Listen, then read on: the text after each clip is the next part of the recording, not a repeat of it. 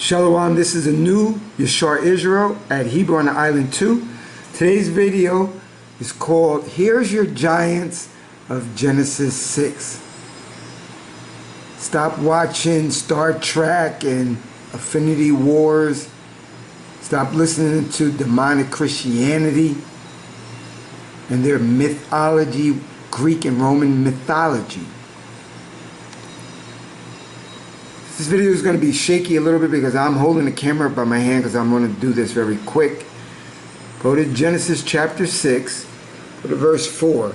There were giants in the earth in those days, and also after that, when the sons of Elohim came in unto the daughters of men, and they bare children to them. The same became mighty men, which were of old, men of renown. Mighty men are just men of power. Watch my other video on Genesis 6, which I'm going to upload also today. Mighty men are just like the presidents of countries, presidents of lucrative corporations. They got a lot of power and position. You guys got to stop reading the Bible like a Barnes & Noble book, like a school book, like a heathen. Okay? Let me go to this next one. Hold on. And then we're going to go to a quick video.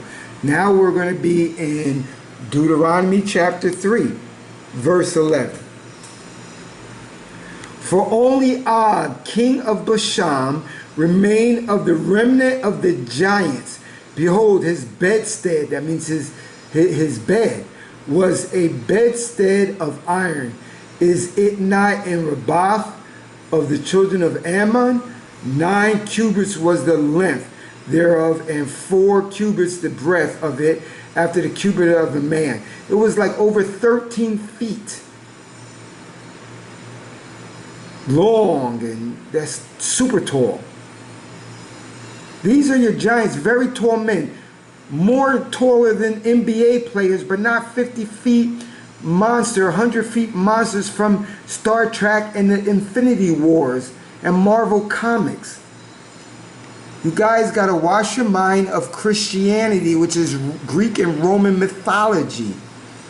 No 50-foot man, no 100-foot monster man is going to have sex with a 4-foot woman, a 5-foot woman.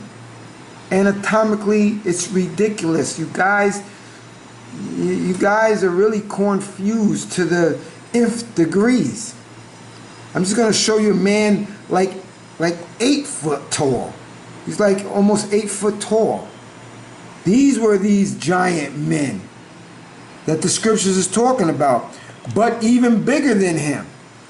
King Og is said to be over 13 feet tall, but not 50 feet tall, 100 feet tall, 400 feet tall like Marvel Comics,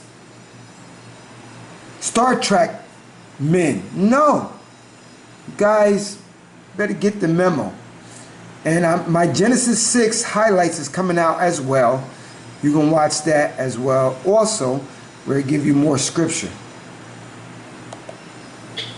We all want to fit in. That's just the way we're wired.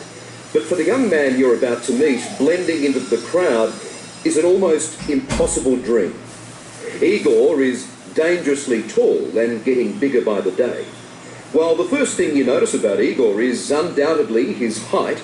Spend some time with him and you realise he's also charming, funny, complex, and heartbreakingly lonely. He also has the biggest smile I've ever seen.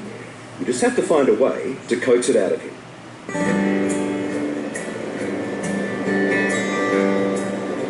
Here in Midwest America, life is quiet and nothing much stands out. Unless you're this man. What is your shoe size? I don't know. Nobody's ever been able to tell me. They're off the chart. Yes.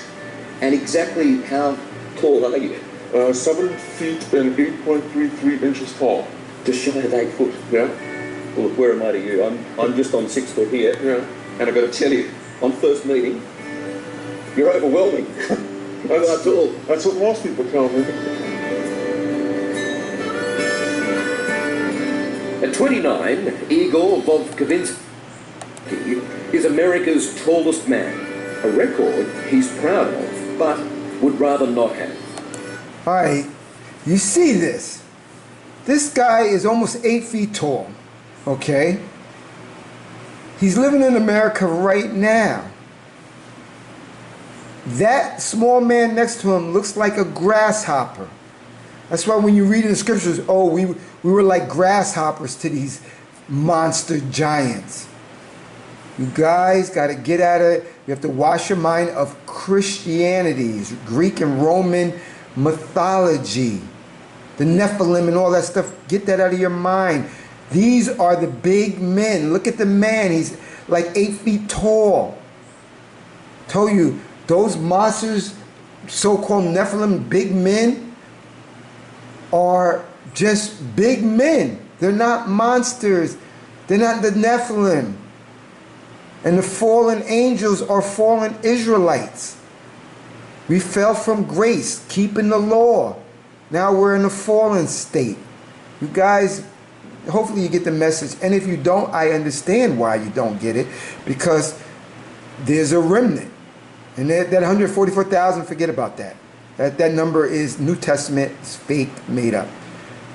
The people that are the elect of the Most High, the chosen people of the Most High, you find in Zephaniah 3, no, you find in Isaiah 65 first, which are the ones that sought after the Most High.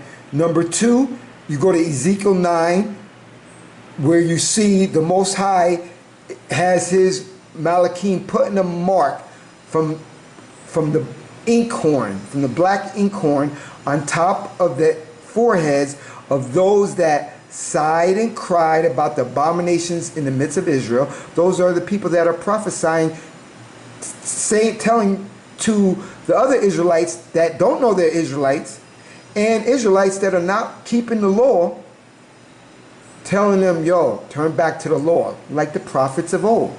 You're sinning, Israelites. Get back in line. And the last one in Zephaniah 3, those that Israelites that don't have a lying tongue and a deceitful heart. Those are the elect of the Most High. Those are the chosen of the Most High. And it's not a number of 144,000. That's not found nowhere in Torah or Tanakh. So just disregard that number. These are your giants. This is a new Yisar Israel at Hebrew on the island too. Till next time, Shalom.